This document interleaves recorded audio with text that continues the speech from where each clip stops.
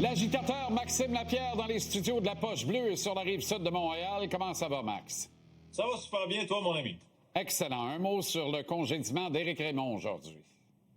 Juste briser la routine, c'est aussi simple que ça. Faut pas nécessairement chercher un coupable puis regarder si les gardiens de but performaient, si l'entraîneur c'était le bon. À un moment donné, on voit un pattern qui est assez long pour avoir à le briser. Et puis, je t'écoutais là, dans les dernières minutes de changer d'air des fois puis de changer un petit peu la routine. Tu peux amener un sourire, tu peux te sentir challenger, mais c'est sûr qu'il y a une réaction comme joueur. Donc, pour moi, c'est malheureux, mais c'était la chose à faire. Le désavantage numérique demeure un point de mire sur lequel on doit s'attarder. Ça a été impeccable hier, n'ont rien cédé en 3 occasions des Golden Knights qui ont un très bon jeu de puissance. Est-ce qu'on peut construire là-dessus et oublier les 9 buts concédés en 17 occasions dans les 5 matchs qui ont précédé la rencontre d'hier?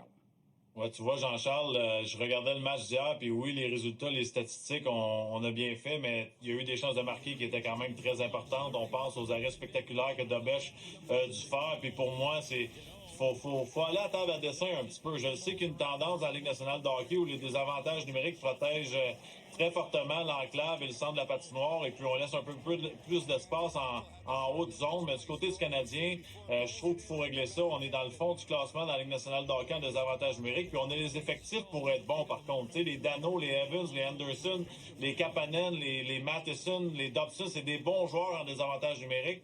Moi, je pense qu'il faut absolument changer des petites choses, mettre un petit peu plus de pression, couper un petit peu plus la passe vers le haut de la zone, puis peut-être juste y aller avec notre identité et non seulement la tendance dans la Ligue nationale de hockey.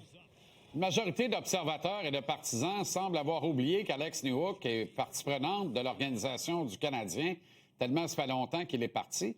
Évidemment, du même souffle, on a oublié comment il rendait de précieux services à l'équipe. Pour moi, il jouait le meilleur hockey de sa carrière au moment de cette fracture à la cheville. Toi, tu commences à avoir hâte de le voir revenir, hein?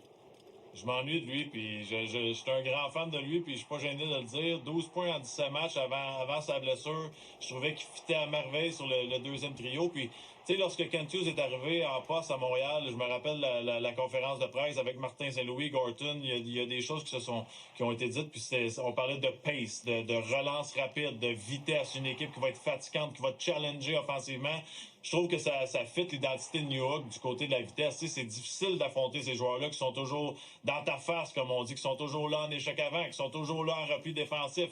Même si c'est pas le plus grand marqueur de but de l'histoire du Canadien de Montréal, il amenait un petit quelque chose. Il y avait une présence. Tu sais, ce gars-là amenait des joueurs au combat comme Brendan Gallagher le fait un peu. Tu n'avais pas le choix de suivre son pace puis de patiner un petit peu plus vite pour arriver dans la structure. Puis je trouve qu'il manque aux Canadiens en ce moment, sans dire que c'est pas la même équipe sans lui. On a besoin d'un Newhook dans l'alignement si on veut passer à l'étape suivante, qui est de créer une distance sérieuse dans le classement pour arrêter de penser à la ligne du wild card puis des séries éliminatoires, puis juste se concentrer sur l'avantage de la glace à la place. Dans la catégorie, il y a trop de derrière pour le nombre de chaises de disponibles. Par contre, une fois tout le beau monde revenu, il faut faire des choix.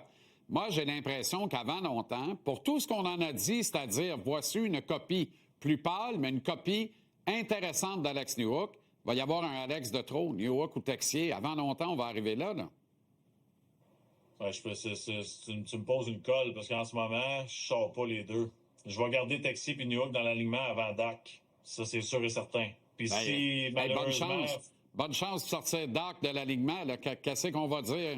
Comment on va expliquer ça à Dak puis au reste de l'équipe? Et on marche des œufs, là.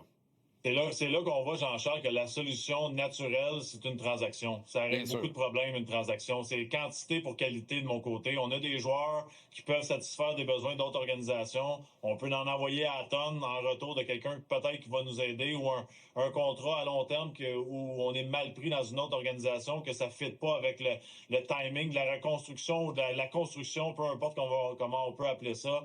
Moi, je pense qu'on peut régler ça avec une transaction. Un mot sur Josh Anderson, Max. Tu voudrais que... Parce qu'il nous montre des belles choses certains soirs. Est-ce que tu es de mon avis, il devrait jouer comme ça tous les soirs? Parce que son style de jeu, il n'y a rien d'extravagant là-dedans. C'est toutes des affaires assez basiques. Le gars devrait être capable, avec une règle d'engagement minimale, d'offrir le même rendement soir après soir, ce qu'il ne fait pas, là. Non, 100%. Puis je dis pas qu'il joue mal, au contraire, qu'il joue quand même bien. Par contre, je trouve que la ligne est mince entre être un acteur qui supporte le groupe et l'acteur principal. Puis je pense que s'il veut, il est capable de faire partie de la catégorie des acteurs principaux avec ses mises en échec, son patin. Puis des fois, tu sais, Jean-Charles, je l'ai joué ce rôle-là d'une certaine façon. Les joueurs de profondeur, des fois, on devient paresseux dans notre tête en se disant, j'ai fait ma petite job, je suis là pour ça, puis c'est bien satisfaisant. Puis il y a des soirs que tu te dis, ben, tu sais quoi, peut-être qu'avec un petit but, puis des chances de marquer de plus, puis d'en donner juste un petit 5 de plus, peut-être que je peux amener mon équipe à être une meilleure équipe. Puis les joueurs comme moi, comme Anderson, les gars d'énergie, on le fait souvent en série, mais pourquoi pas le faire là, quand ça compte vraiment au classement? On peut pas se permettre d'échapper des matchs. Donc, c'est très simple pour moi. Je veux qu'Anderson passe de la catégorie soutien à acteurs principaux à sa façon. OK, Max. Merci infiniment. Bonne soirée à la Poche Bleue, puis à très bientôt. Salut, mon ami.